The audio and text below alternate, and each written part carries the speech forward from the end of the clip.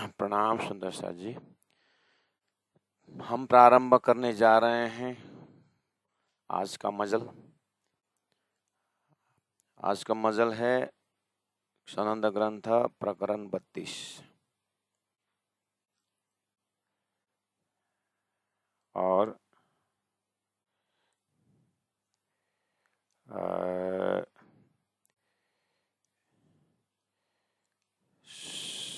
सानंद इमाम के प्रताप की।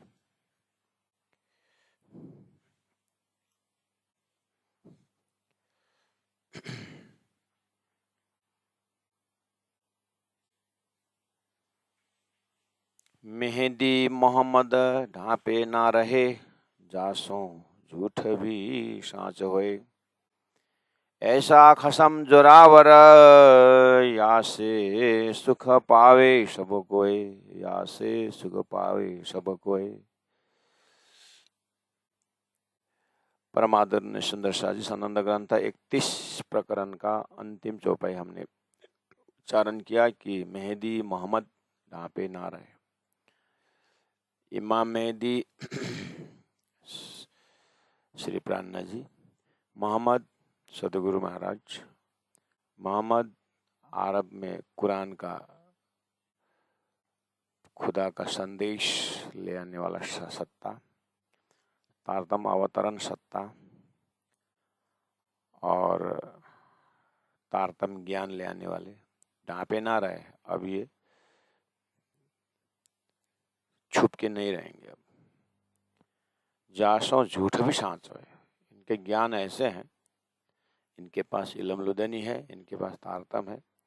ये तारतम ज्ञान ऐसा है कि झूठ जीव, झूठ जड़ चेतन को भी सांचो है, मुक्ति देने वाले हैं इनका ज्ञान।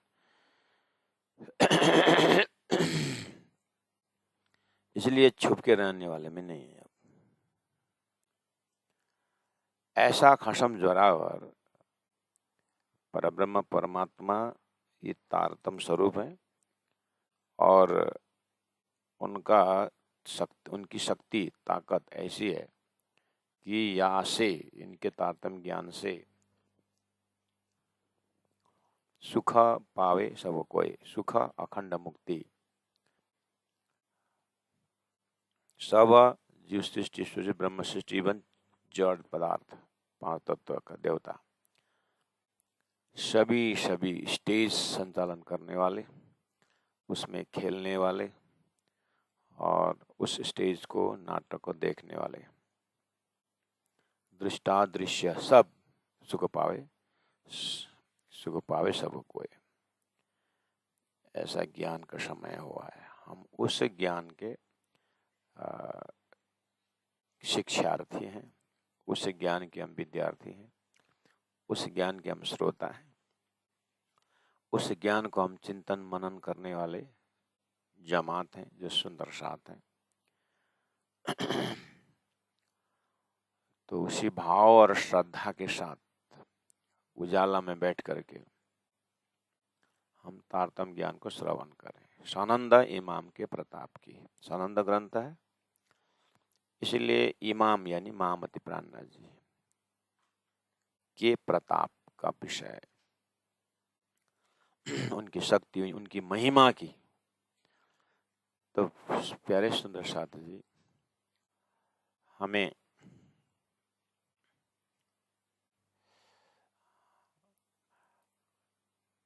प्रेम से भाव से ज्यादा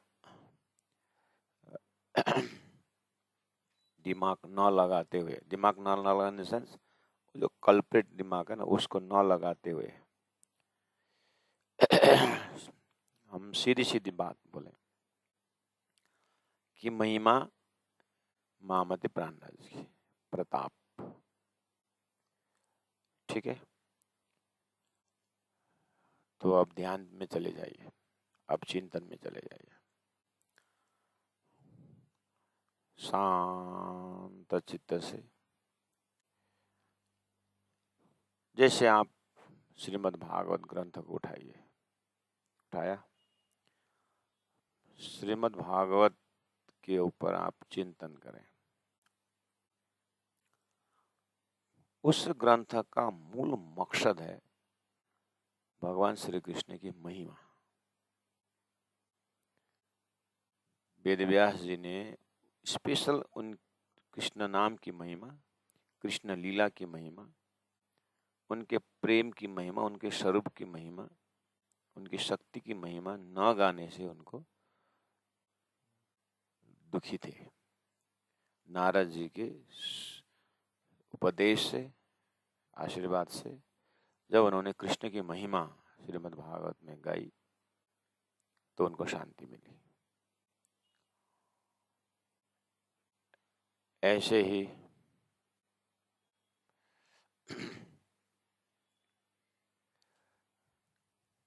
ऐसे ही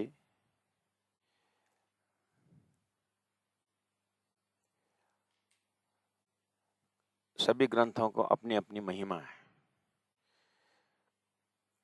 उसका विषय वस्तु क्या है, उस विषय वस्तु के ऊपर ध्यान देना है। जैसे गीता में किसकी महिमा है?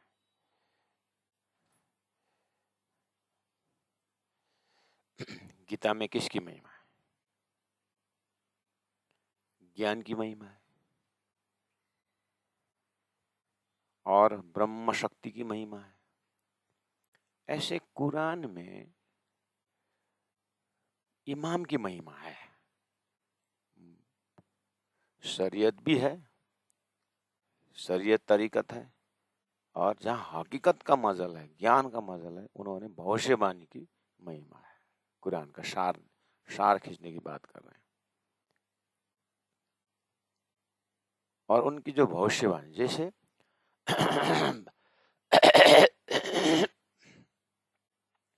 भविष्य पुराण में राज कैस जुग चार वचन जो है व्यास के ताको करो विचार। भविष्य पुराण में किसकी महिमा है? भविष्यवाणी की महिमा है। भविष्यवाणी में ये 28वां कलियुग में बुद्ध कल के अवतार आने की बात है। तो अपने अपने युग की महिमा, त्रेता युग में राम भगवान आए तो उनकी महिमा, द्वापर में कृष्ण आए तो उनकी महिमा, तो कलयुग में बुद्ध कल के अवतार की महिमा। ऐसे ही कुरान में मोहम्मद जाने का 1000 साल बाद अंतिम जमाने के खाबंद अंतिम जमाने के खाबंद आने की बात है। तो वो खाबंद का नाम है इमाम मेहदी। तो प्रताप, महिम, इमाम कहाँ कहूं? तो प्राणनाथ जी बोल रहे हैं, जब मैंने कुरान को देखा तो वहां पर इमाम की महिमा गाई गई है। तो प्राणनाथ जी ने अब ओहो, इमाम मेहदी तो सीधा सीधा परब्रह्म स्वरूप है। अगर प्राणनाथ जी महाप्रभु स्वयं इमाम स्वरूप न हो करके अगर कोई दूसरा भी होता और जो काम कुरान में उस स्वरूप ने होने की बात कही, अगर वो काम करते हुए देखा होता तो प्राणनाथ जी बोलते थे कि ये जो व्यक्ति है ना, ये इमाम है करके बोलते थे। लेकिन प्रबंध ऐसा हुआ कि स्वयं महामती प्राणनाथ जी के ऊपर वो शक्ति और वो घटना उनके ऊपर उन्होंने पाया। कैसे? ये जो चौपाई उतर रही है और कुरान की जो जो जो भविष्यवाणी है उनके शब्दों में मिल रहा है, तो अपने आप को वो शक्ति का एहसास हो रहा है, उस स्वरूप का एहसास हो रहा है। इसलिए बोलते खुद मैं न बोलूं तो कौन परिचय देगा, खुद मैं न करूं इमाम की महिमा तो कौन करेगा। उस भाव से यहाँ पर कुरान की भविष्यवाणी की बात कर रखी है, उस स्वरूप की महिमा है। तो आइए प्यारे सुंदर शाह जी, प्रकरण अपने आप बोलेगा, चौपाई अपने आप संकेत करेंगे और प्राणनाथ जी अपने आप बताएंगे। प्रताप इमाम कहाँ कहूं? इमाम के विषय में उनकी शक्ति के विषय में कहाँ तक कहूँ, इन जुबा कहो न जाए। इस जुबा से इमाम की महिमा नहीं कहा जा सकता। तो भी नेक रोशन करूं, फिर भी कुछ तो मुझे करना ही है, फिर भी कुछ तो मुझे करना ही है। तुम लीजो चित्त ल्याए। प्रणा जी बोल रहे हैं, मैं कुछ बताता हूँ इमाम के प्रसंग के विषय में, आप चित्त दे करके सुनो, ध्यान दे करके सुनो करके अब उन्होंने भूमिका बनाया। ये नेक करूं इशारत। प्राणा जी बोल रहे हैं, मैं थोड़ा इशारा करता हूँ। तुम सुनियो आखिर दिन। आप ये आखिर का दिन जो कुरान में कहा है उसके विषय में आप चिंतन करो। तुम सुनियो आखिर दिन, क्योंकि 10वीं 11वीं 12वीं सदी को बहुत जोर दे करके मोहम्मद ने कहा है। अभी वही समय चल रहा है, प्राणा जी का जमाना वही चल रहा है। तो बोलते हैं इस चीज को आखिर वाले पर्दा रोज क़यामत, एक दिन रब्बा का दुनी का साल हजार, जो प्राणा जी अवतरण, सदगुरु अवतरण, तारतम अवतरण का जो समय है, ये भयंकर बड़ा सृष्टि का बहुत बड़ा महत्वपूर्ण समय है। तो तुम सुनियो आखिर दिन, पहले मिलसी रूह मोमिन और पीछे तो सब जन। तो बोले कि पहला मैं अबलीला हम जाहिर करें जो सुख सैया हृदय धारे, पीछे सुख हो सब। ऐसे ही पहले मिले से रूह मोमिन, पहले परम धाम से आए ब्रह्मात्मा रूह है, जो मोमिन है, जो पात्र है, वो इमाम का महत्व समझेंगे। पीछे तो सब बाद में तो समझना ही पड़ेगा, और कोई चारा नहीं है, अर्थात बाद में तो इमाम के शरण में आना ही पड़ेगा। इस तरह से प्राण जी के अंदर से आवाज परब्रह्म परमात्मा संकेत कर रहे हैं। उधर कुरान में एग्जैक्टली लाइक दैट उन्होंने, तुम लोग अभी नमाज करो, 5 बार नमाज करो, सब तैयारी रहो, लेकिन 10वीं 11वीं से इमाम आएगा, उनके शरण में जाए बिना तुम्हारी कल्याण नहीं है। तो वहां पर उन्होंने अरश जाहिर होगा, वो जो अंतिम जमाना खाबंद होगा ना, वो अरश जाहिर करेगा और वो मार्फत जाहिर करेगा। तो ऐसे गुह्यति गुह्य बात जाहिर करने वाला तो स्वतः इनका प्रताप तो है। इस स्वरूप की महिमा तो अन्य से बड़ा ही हो। तो भागवत, श्रीमद् भागवत उठाएंगे, वहां पर भक्तों की कहानी है, अवतार की कहानी है, 24 अवतार की कहानी है। ऐसे करते करते राम अवतार की भयंकर महिमा गाई है त्रेता का। लेकिन जब श्रीमद् भागवत आगे जब द्वापर की बात करते हैं, तो श्री कृष्ण का प्रकटीकरण के बाद बोलते हैं कि कृष्ण तो भगवान स्वयं करके कृष्ण को 16 कला मानने का अर्थ हुआ कि अब ये कंप्लीट स्वरूप है as far as Bhagavat is concern. ऐसे यहाँ पर सनंद इमाम के प्रताप की जो बोल रहे हैं, 1.25 लाख पैगंबरों में से मोहम्मद को बहुत नाम ही प्रशंसित आत्मा है मोहम्मद का। वो भी भविष्य बोल रहे हैं कि खुदा से मेरी बात हो गई है, वो ब्रह्मा, वो खुदा अपने रूहों के लिए आएंगे, बोले तब सबकी कल्याण होगा, ऐसी बात बोले। तो प्राण जी बोल रहे हैं कि ये इमाम का प्रकट होने का तो मामूली बात नहीं है। इसका मतलब सारा सृष्टि का कार्य कारण महाकर इनके हाथ में है।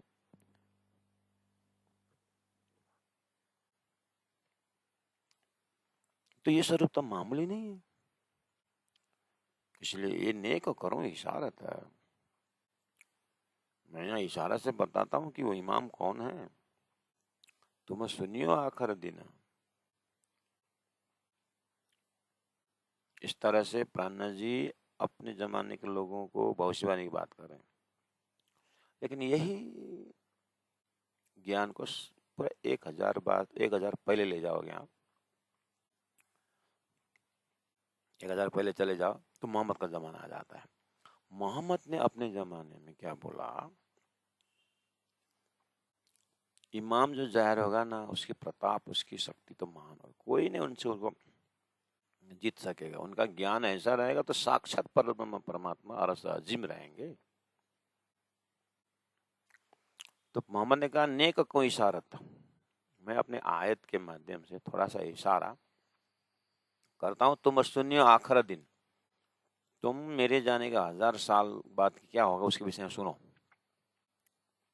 तुम सुनियो आखिर दिन मतलब मेरे जाने का 1000 साल बाद क्या होगा उसके विषय में थोड़ा सुनो। पहले उसका थोड़ा इशारा करता हूँ। पहले मिले से रूहा में मिलो, जो रूहा आने वाले हैं, तुम लोग मेरे यार हो, भाई आएंगे आकर, वो मेरी जो खुदा के जो संबंधी जो रूहें हैं वो आएंगे और वो पहले इस चीज को समझेंगे।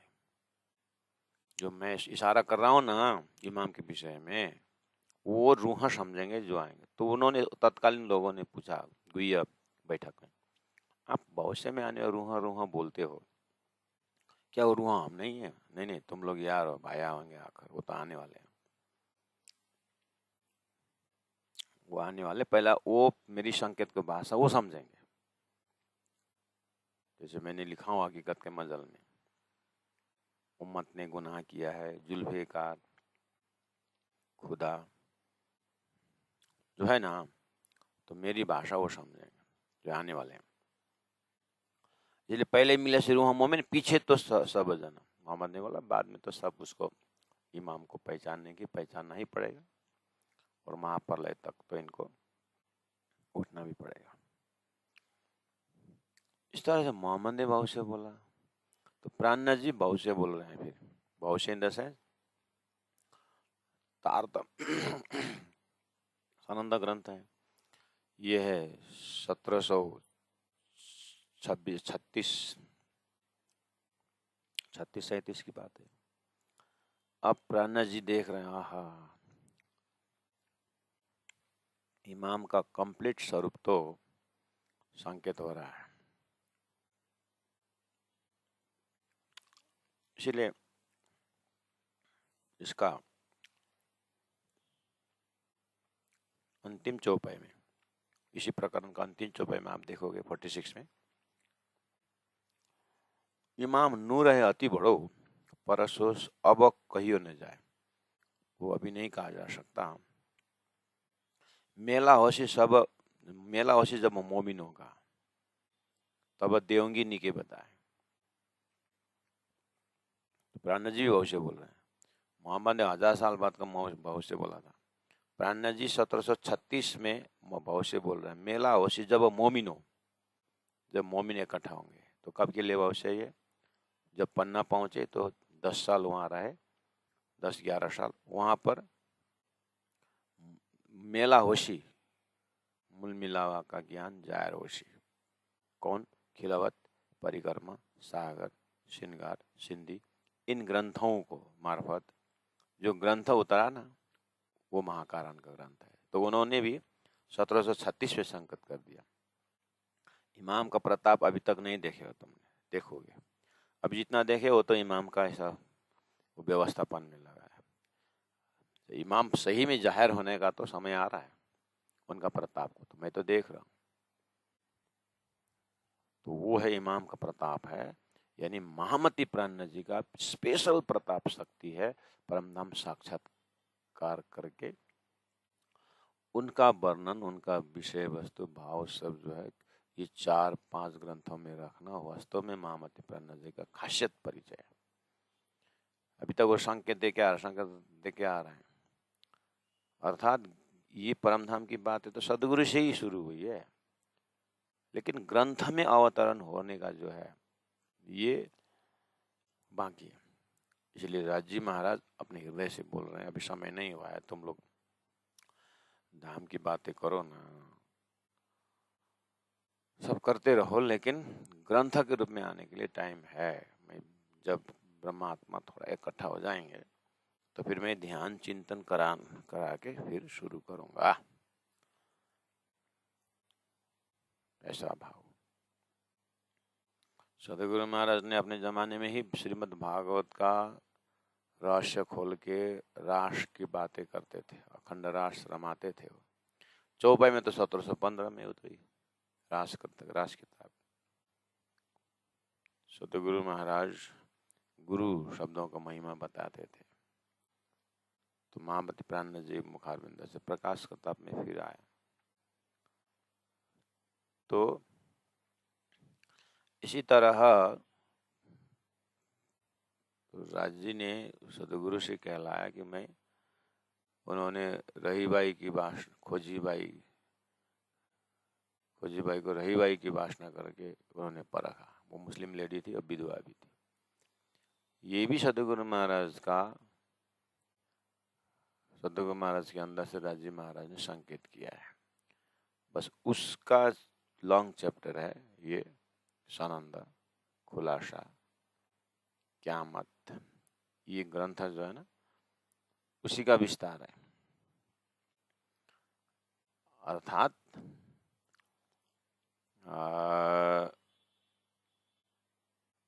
मोहम्मद की भविष्यवाणी के ऊपर प्रकाश डालने का चल रहा है। ठीक है, इसलिए पहले मिलसी रूह मोमिन, ये जो इमाम की जो महिमा जो कुरान में भविष्यवाणी लिखी है, ये 1000 साल बाद आने मोमिन को ही पता चलेगा। वो जब बताते जाएंगे महामती प्राणनाथ जी स्वरूप,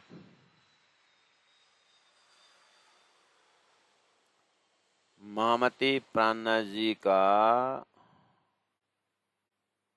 जब बताएंगे परिचय, तो धीरे धीरे सबको पता चलेगा। आज वही तो हो रहा है।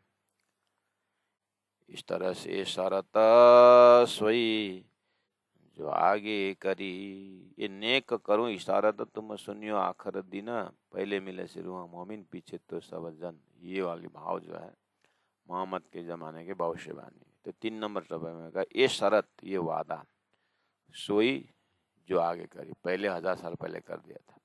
हक का इमाम, हक का इलम होशी जाहिर। उन्होंने कहा हक का इलम, परमात्मा को जानने का, पकड़ने का, उनका धाम को पकड़ने का, उनके स्वरूप को पकड़ने वाला जो ज्ञान है, हक का इलम, परमात्मा के ही जो ज्ञान है, होशी जाहिर, 1000 साल बाद जाहिर होगा। लिखा है कुरान में, आया सो आखर। कुरान में जो लिखा था आया सो अवसर, हे ब्रह्मात्माओं, वो अवसर आया है। 1000 साल बीत गया है और चौपाई के द्वारा ब्रह्म जाहिर हो गए हैं, अरस जाहिर हो गए, वो समय आया है। इसलिए भाग बड़ी है तुम, चौपाई आता है ना।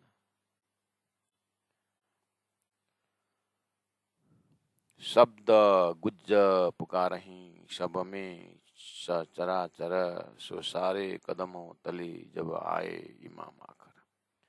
अब ये चौपाई नंबर 4 से जो चौथा लिटी है, सब एक ही प्रकार से जाता है। चौपाई नंबर 45 तक आप देखेंगे, चौथी लिटी देखो तो, चौथी चौपाई से चौथी लिटी देखो, जब आए इमाम आखर, जब आए इमाम आखर, जब आए इमाम आखर, जब आए इमाम आखर। इसका मतलब इमाम आने के बाद क्या क्या हुआ। इमाम आने से पहले, यानी महामती प्राणनाथ जी आने से पहले भविष्यवाणी क्या बोल रही थी, और प्राणनाथ जी आने के बाद क्या क्या हुआ, या क्या समस्या थी सृष्टि में, और इमाम आकर के, महामती प्राणनाथ जी आकर के उसका समाधान कैसे किया। क्योंकि प्राणनाथ जी मोहम्मद जाने के बाद ना, कुरान में इमाम को टाइटल लेकर के प्रख्यात होने वाले 10 इमाम कहलाते 1000 साल के अंदर। ऐसे इमाम शब्द से 10, लेकिन इमाम मेहदी शब्द नहीं जाहिर हुआ था। कुरान में है इमाम मेहदी जाहिर होने की वजह, इमाम इमाम बोले, लेकिन मेहदी छूट गए इनके यहाँ से। मेहदी तो श्री कृष्ण के प्रेम को मेहदी बोलते थे, इसलिए पहले भविष्य बोला इमाम मेहदी जाहिर होगा। मतलब कुरान का, पैगंबरों का सार लेके आने वाला इमाम महामती प्राणनाथ जी के अंदर, और मेहदी श्री कृष्ण का वैदिक प्रेम लेके आने वाला स्वरूप भी श्री प्राणनाथ जी के अंदर। इस तरह से प्राणनाथ जी को बोला इमाम मेहदी स्वरूप। लिखा है कुरान में, आया सो आखर, शब्द गुज्ज पुकारहीं सब में सचराचर, सो सारे कदमों तले जब आए मोमिन आखर। शब्द गुह्य पुकार है, मतलब इस तरह से कुरान के रहस्यमय ज्ञान के लिस्ट में आता है ये मोहम्मद जाहिर होने के विषय में। अर्थात इमाम मेहदी जाहिर होने के विषय में, अर्थात परब्रह्म जाहिर होने के विषय में। और शब्द गुज्ज पुकारहि सब में सचराचर, सृष्टि में चाहे जड़ हो चाहे चेतन हो, सो सारे कदमों तले सब जो है महामति प्राण जी के अंदर चरण में आएंगे जब आए इमाम आकर। जब इमाम आएंगे ऐसा ऐसा होगा करके कुरान बहुत से बोल रहे, बानी बोल रहे, प्राण जी बोल रहे, वो ऐसा लक्षण इमाम आ गया है, तुम शरण में आ जाओ, ऐसा कुरान में ऐसा होगा करके भविष्यवाणी बोला था। शब्द गुज्ज पुकारहि, वो ये शब्द पुकार रहा है कि मोहम्मद आने के बाद जड़ चेतन की मुक्ति होगी।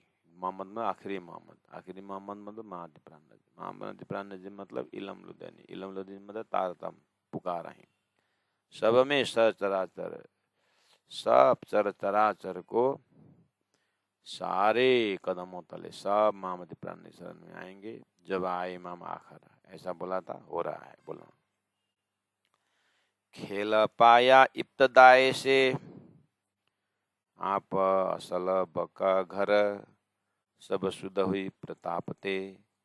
जब आए इमाम आखिर, जब इमाम मोहम्मद प्राण जी आ गए, सब सुध हुई प्रतापते, ते उन महामति प्राण जी के प्रताप से, ज्ञान का प्रताप, तारतम्य ज्ञान से खेल पाया। सब शुद्ध हुई प्रतापते, महामति प्राण जी के प्रताप से सब खबर पड़ी, सब हो गई। क्या क्या पता चला? आप असल बका घर, आप परब्रह्म परमात्मा अपने आप कौन है ये भी पता चला। और आप असल, असल बक्का अखंड घर, बक्का यानी घर, आप असल बक्का घर, आत्माओं को तारतम्य ज्ञान इमाम मेहदी के प्रताप से, मैं परम धाम की हूँ, सृष्टि जीव की है, इस तरह से असल बक्का घर पता चला। खेला पाया इब्तदाए से, खेल संसार में रहने वाले जीव और जीव को अधिष्ठात्री बना करके आने वाले परम धाम की ब्रह्म आत्माएं, खेल में बैठे बैठे पाया इब्तदाए से, इसका शुरू आरंभ से। ये खेल आरंभ में कहाँ से शुरू हुआ है? तो पहले ले हक के दिल में, पीछे आए माए नूर से पता चल गया कि खेल का अंकुर कहाँ है, क्यों है। कब पता चला? जब आए इमाम आखिर, जब आए इमाम आखिर। तो आज आपके हृदय में खेल का महाकारण है कि नहीं? प्रेम संबंध वगैरह है ना? हाँ। उसके बाद स्टेज तैयार करना पड़ा, अक्षरधार स्टेज तैयार होने की बात कॉन्सेप्ट है ना? है ना? ठीक। और वो ब्रह्म आत्माएं खेल में आई, कैसे आई? ज्यों नींद में देखे सुपन यूं उपज हम ब्रज बधु जना, सुना है ना? हाँ है। बस तो खेल तैयार हुआ, हो गया। अब खेल में खेल पाया इब्तदाए से, ये खेल के विषय में इसका आरंभ शुरू से कहाँ से ये खेल उत्पन्न होने की बात हुई, क्यों उत्पन्न होने की बात है, ये आपको जब आए इमाम आखिर।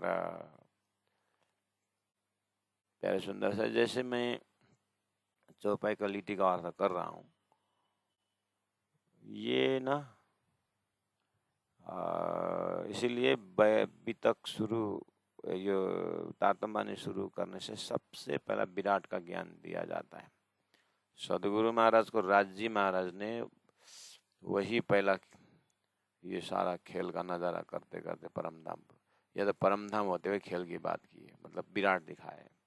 अब सदगुरु महाराज ने एक ही साथ परमधाम मानिक पाठ, जैसे मुझे तो पता चला, लेकिन ये लोग तैयार नहीं कर सके, इतना तैयारी नहीं है, तो उन्होंने फिर धीरे से हद पार बेहद बेद पार अक्षर करके विराट से ले जाकर पकड़ा है।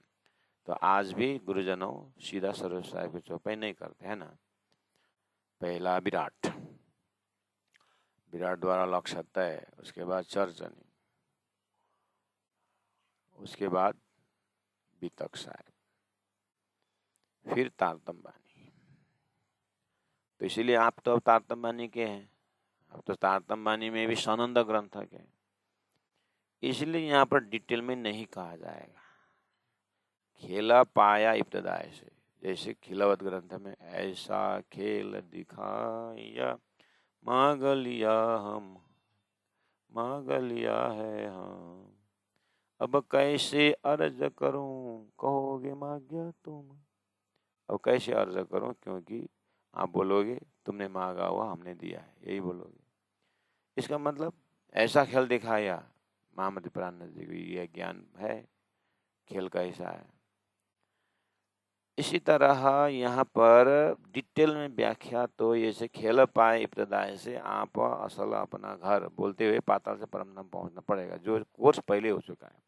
यहाँ खाली वो जो लक्ष्य बताया उसके सीधा परमधाम, आप असल बका घर बोलते हैं, आपको चर्चनी द्वारा परमधाम में रमना शुरू करना पड़ेगा। सब शुद्ध हुई प्रतापते जब आए इमाम आखरा। तो ये जो ज्ञान अभी आपके हृदय में परमधाम के विषय में, लक्ष्य के विषय में, अकाट्य भक्ति के विषय में जो है, ये इमाम महामति प्राणनाथ जी के अंदर श्री राज जी महाराज जो खेल जो बनाते हैं महाकारण, श्री राज जी महाराज के हृदय, ये इसको बोलते हैं कि सब शुद्ध हुई प्रताप। प्राणनाथ जी के ज्ञान के प्रताप से, उनके प्रेम के प्रताप से वो चीज पता चला जब आए मामा आखर। और खेल के विषय में क्या पता चला, चौपाई नंबर 6, ये जो खेल था कुदरती, कुदरती मतलब कादर की कुदरत, कादर अक्षर ब्रह्म का, कुदरत प्रकृति, अक्षर ब्रह्म का मन का खेल है। ये जो खेल था कुदरती, कहूँ खोल न देखी नजर, लेकिन इसको बोलते तो थे ये माया जो है, ये माया का खेल है, कुदरत का खेल है, ऐसा बोलते थे। लेकिन किसकी माया है, जैसे सपना के जीव, हमारे सपना के जीव सब ब्रह्म से उत्पत्ति है, सब ब्रह्म का परिवार है करके मेरे सपना में कोई बोलेगा, लेकिन उसको मुझ तक पहुंचने के लिए बीच में एक जो है निराकार निंद्रा का पर्दा रहता है। जब तक निंद्रा का पर्दा नहीं हटेगा तब तक मेरा सपना के बाद मुझे ख्याल नहीं रहेगा। ऐसे ही थोड़ा उदाहरण दिए कर समझाने का है, ये उदाहरण तो वहां तक नहीं पहुंचता, फिर संकेत मिलता है। तो ये जो खेल था कुदरती, कहाँ खोल न देखी नजर, किसी ने खोल नहीं पाया था इसको। सो उड़ाए दई पेड़ जुलमत, इस तरह जुलमत निराकार का जो पेड़ था जड़, उसी को ही उड़ा दिया। कब, जब आए इमाम आकर, यानी इमाम महामति प्राणनाथ जी का तारतम्य ज्ञान आने के बाद वो जो पंचमी शीर्षम रूपी जो पर्दा लगा था वो परमानेंटली हट गया इमाम मेहदी आखिर इमाम आने के बाद। बोल रहे हैं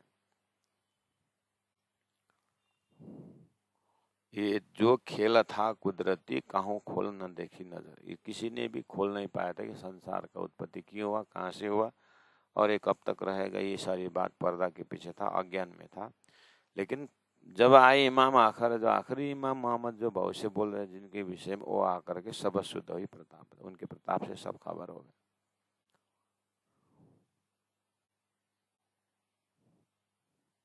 तो आप चिंतन करो, अगर आप महामति प्राणनाथ जी के तारतम्य बानी के शरण में नहीं आते और हम कुल पूजा करके कुल धर्म करके बैठते, हम कितने एरिया में बैठे हुए मिलता था, और अभी कौन से एरिया में बैठना है, इसका प्रकाश का निर्णय कौन करेगा। यही जगह से बोल रहे हैं, ये जो खेल था कुदरती, गाँव खोल न देखी नजर, कोई खोल के नहीं देखते थे। तो उड़ाए दई पेड़ जुल्मत, उसको जड़ से उड़ा दिया। कैसे, अक्षर ब्रह्म का ज्ञान देकर के क्षर पुरुष का ज्ञान उड़ गया। अक्षर ब्रह्म का ज्ञान अर्थात पर ब्रह्म परमात्मा के सत अंश अक्षर ब्रह्म के अंदर तो बहुत सारा खजाना, लेकिन कब उड़ेगा? जब आए इमाम आखिर। इमाम आने के बाद उड़ जाएगा ऐसा नहीं, उनके पास जाना पड़ेगा। तद विधि प्रणिपातेन परिप्रश्नेन सेवया उपदेशन्ति ज्ञानम ज्ञानेन तत्तदर्शिन। सब शास्त्रों का भक्तों का लक्षण लेकर के इमाम के पास जाने को पड़ेगा। यह इमाम का शब्द आ गया तारतम, उनके पास जाने से ये जो खेल या था कुदरती, काहू खोल न सक देखी नजर, कोई खोल के देख नहीं पा रहे थे, समझ नहीं पा रहे थे, तो अभी प्राण जी को उस प्रमाण से मिला। त्रिगुण त्रिलोकी मोह की कहाते हुई कि न पर, सो सीखे न सो संग से ना रहा कि न का, अब जब आए इमाम आखिर। तो पता चला ना, जब आए इमाम आखिर आपको क्या क्या हुआ? आप त्रिगुण समझ गए ना, ब्रह्मा विष्णु महेश। तो दुनिया वाले त्रिगुण क्या बोलते हैं? सतरजतम अपने शरीर के अंदर देखते थे। तो लेकिन त्रिगुण वास्तव में परब्रह्म परमात्मा तक पहुंचने नहीं देने वाली शक्ति त्रिगुण। और त्रिलोकी, पाताल स्वर्ग और मर्तलोक, इसको शॉर्टकट में त्रिलोकी बोलते हैं। त्रिगुण त्रिलोकी मोह की ताता ने बताया, सब मोह से। कैसे? या में वाम विष्णु मन मन थे त्रिगुण ताते तेरह सब उत्पन्न, ये मोह का उत्पन्न है। तो मोह त्रिलोकी की मोह, त्रिगुण त्रिलोकी की मोह की कहाते हुई कि न पर, ये कहाँ से उत्पन्न है ब्रह्मा विष्णु महेश, और कहाँ थे कि न पर, किसके लिए हुई है ब्रह्म सृष्टि की, ब्रह्म ये त्रिदेव की सृष्टि क्यों बनी? तो इसको सो संशय ना रहा कि न का, अब इसका संशय किसी के पास भी नहीं रहेगा, निशंक हो जाएंगे। क्यों? जब आए इमाम आकर। आखिरी इमाम के साथ क्या है? महामति प्राणनाथ। महामति प्राणनाथ के अंदर क्या? तारतम वाणी। महामति प्राणनाथ के अंदर क्या है? 18 वाणी, परम धाम है। तो जिसके पास जो है वही तो देगा। इसलिए सो संशय ना रहा कि न का, जब आए इमाम आकर। निरंजन निराकारते खेल रचो नर नारी नर। ये निराकार निरंजन यानी आपकी सपना का सामग्री निंद्रा से उत्पन्न हुआ है। ऐसे ही सारी सृष्टि अक्षर के ऊपर डाला हुआ फरामोशी के आधार पर हुआ है। लेकिन फरामोशी परमानेंट नहीं है, कुछ उद्देश्य के बाद वो अपनी लीला खत्म होने के बाद वो खत्म हो जाता है, मतलब अपने मूल में चले जाते हैं। इसलिए निराकार निरंजन ते खेल रची नारी नारी नर, ये शुद्ध हुई सबन को जब आए इमाम आकर। विराट द्वारा निराकार क्या है, प्रकृति क्या है, सब पता चला विराट से। इसका मतलब हमारा होमवर्क क्या रहा जीवन में? विराट तो सीखना ही पड़ेगा, नहीं तो कुछ लोकेशन पता नहीं चल। प्राण जी यहाँ तो ये तो रिवील नॉलेज है, वो तो आया ऊपर से काम करके गया। अब हमारे उसे प्यासी आत्मा को सही में संसार से सुख शांति और परम धाम का मोक्ष चाहना तो इमाम के पास आना ही पड़ेगा। तो इमाम को पहचान के आना पड़ेगा। तो इमाम में तो बहुत सारे इमाम है संसार में, फिर कहीं नहीं फिसल जाए, इसलिए आखिरी इमाम की बात कही वो महामति प्राणनाथ जी है। निरंजन निराकार ते खेल रचो नारी नार, ये शुद्ध हुई सबन को जब आए इमाम आखिर। जब आए इमाम आखिर। बोलो श्री प्राणनाथ प्यारे की जय। परमानंद सुंदर सा जी बने रहिए।